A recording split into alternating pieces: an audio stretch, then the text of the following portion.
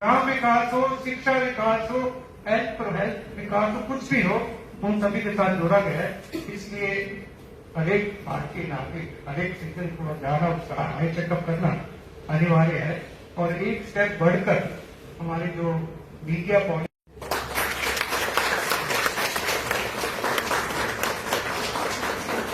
ये भेंट का कोई मोल नहीं है और फिर भी मेरे हिसाब से अनमोल है। तो ત્યારથી આ સંસ્થાનું નામ સાંભળ્યું છે અને આ સંસ્થા ખરેખર એક એટલું સારું સેવાનું કામ કરી રહી છે।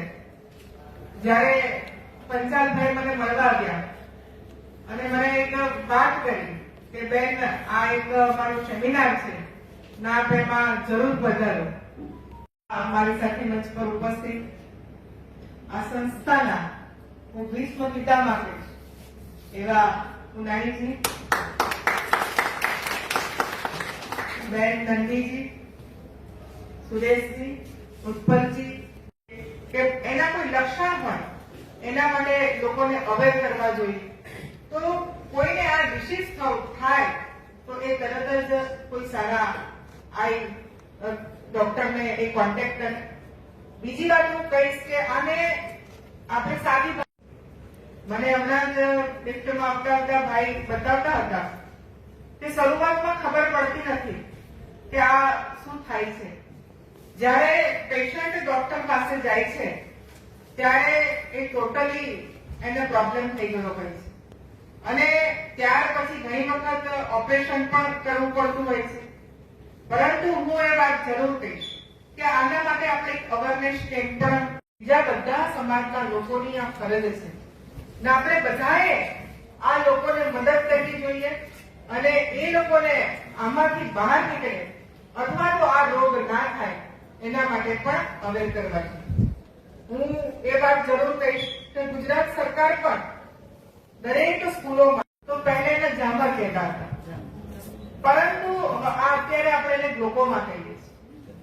ખરેખર આપણા શરીરનું મહત્વનું કોઈ અંગ હોય તો એ આંખ છે અને આંખ વિનાનું જીવન પણ આપણે જોઈ શકીએ છીએ કે ઘણી બધી તકલીફોમાંથી આપણે પસાર થવું પડે છે। પરંતુ આપણે બધાએ જેને આ તકલીફ છે એ નમસ્કાર। આજ રોજ અંધજન મંડળ વસ્ત્રાપુર ખાતે ઝામર સપ્તાહની ઉજવણીના ભાગરૂપે ઝામરના રોગ વિશે સામાન્ય સમાજમાં જાગૃતિ લાવવા માટે એક સેમિનારનું આયોજન કરવામાં આવ્યું, જેમાં વિષય નિષ્ણાતો દ્વારા માર્ગદર્શન કરવામાં આવ્યું।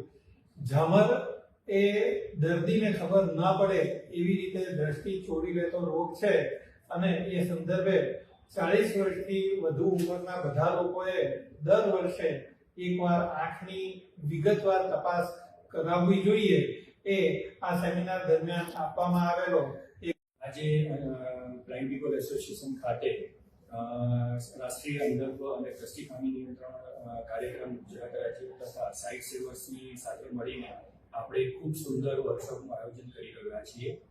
તારીખ 8 માર્ચથી તારીખ 14 માર્ચ સુધી સમગ્ર વિશ્વમાં ઝામર સપ્તાહ શરૂ થઈ ગયું છે।